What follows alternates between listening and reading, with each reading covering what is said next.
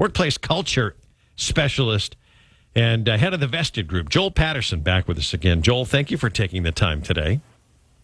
My pleasure. Happy to be here. I don't want to make any analogies about how productive the person that figures out how to put the Leaning Tower of Pisa in the background is ordinarily, but people are figuring this out. Do you have any tips to maybe do something fun for these things?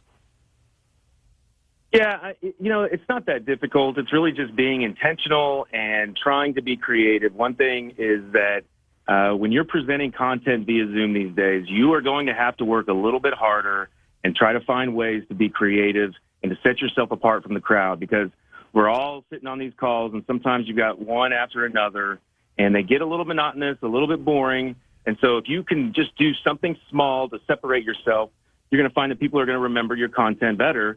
And, some of the things are not that difficult. You can do things just like, maybe you've got some childhood pictures of people that are on the call, depending on who the audience actually is. If these are people that really already know each other, by all means, take advantage of childhood pictures or things in the background. Whether if they don't have a background image up, maybe look around the office or wherever room that they're in and find something that's unique about them and ask some questions. If somebody tries to sneak by without being seen, by all means, feel free to call them. Or you can do something a little bit more creative. And I don't know about this one, but I read about this the other day.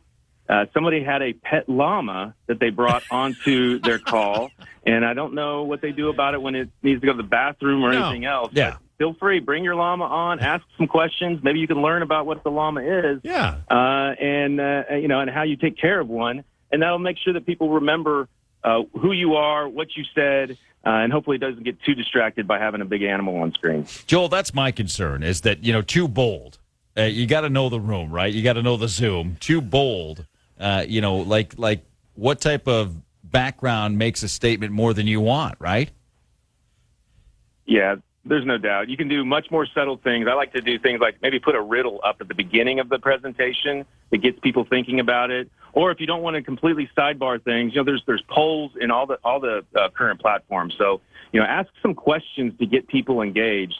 And then one thing that you can do especially when you're wrapping up the presentation, is ask a question that allows the audience to choose what story or what path you're going to take to finish your conversation. So you might say, hey, as I wrap this up, would you rather me talk about ways to make your content compelling, or would you rather me talk about ways to make your presentation skills unique?